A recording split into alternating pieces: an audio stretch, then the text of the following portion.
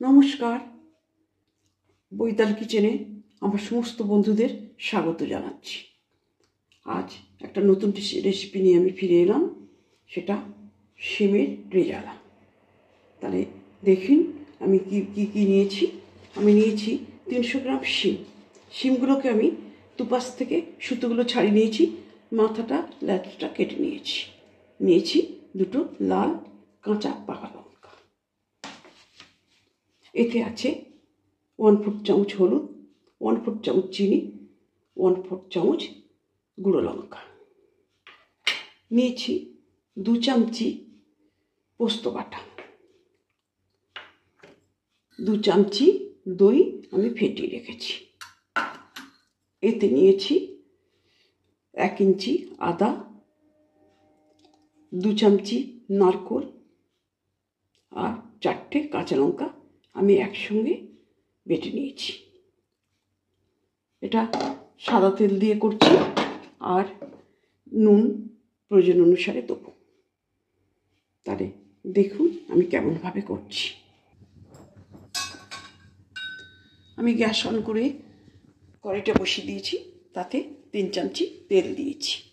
এতে আমি এটা সাদা তেলে করছি।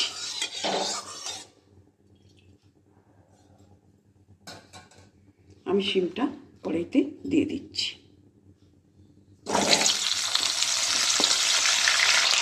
এতে দিচ্ছি 1/2 চামচি নুন। এটা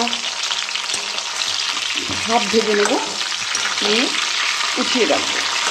এটা সম্পূর্ণ নিরামিষ রান্না। আমরা নিরামিষের দিনে সবসময় একইভাবে খেয়ে থাকি, হয় পোস্ত, নয় চানা, নয় পনির। একভাবে খেতেও ভালো লাগে না, কী খাবো ঠিক করতে পারি না। এইভাবে করে খেলে খাওয়ার আগ্রহটাও বেড়ে যাবে, আর কিছুই লাগবে না। শিমগুলো আমার ভাজা হয়ে গেছে, হাফ ভাজা, আমি তুলে নিচ্ছি।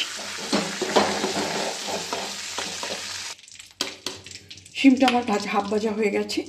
এবার ওই তেলের ওপরেই আমি আদা 1 ইঞ্চি আর নারকেল আর 4টে কাঁচা লঙ্কা পেস্টটা ঢেলে দিচ্ছি।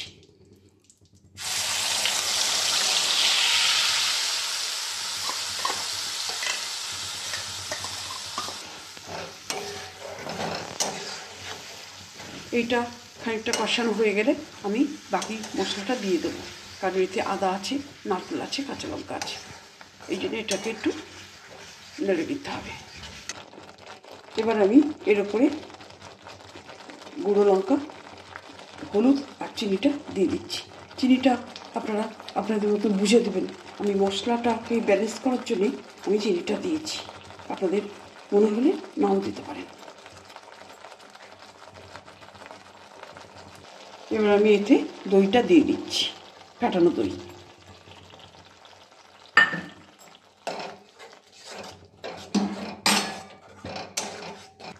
আমি আগে 1/2 চামচি দিয়েছিলাম, এখন 1/2 চামচি দিলাম।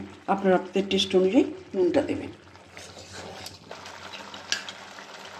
এই মশলাটা কষানো হয়ে গেছে, আমি এবার পোস্তটা দিয়ে দিচ্ছি। পোস্ত বাটাটা 2 চামচি পোস্ত বাটা দিলাম।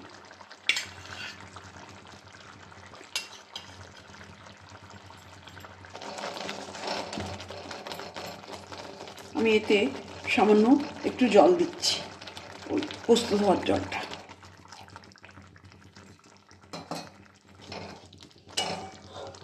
গ্রেভিটা আমার রেডি হয়ে গেছে। আগে থাকতে ভেজে রাখা শিমগুলো আমি গ্রেভিতে দিয়ে দিচ্ছি।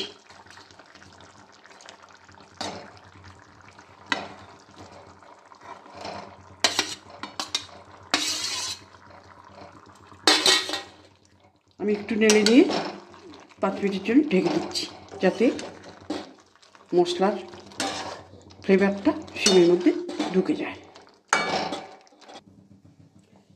হয়ে গেছে আমার শিমের রেজালা, আমি সার্ভ করে দিয়েছি। নিরামিষের দিনে এমন একটা আইটেম থাকলে আর কিচ্ছুই লাগে না। তাহলে এইভাবে করে খাবেন, এনজয় করবেন। আমাদের সঙ্গে প্রথম থেকে শেষ অবধি থাকার জন্যে আপনাদের অসংখ্য ধন্যবাদ। নমস্কার।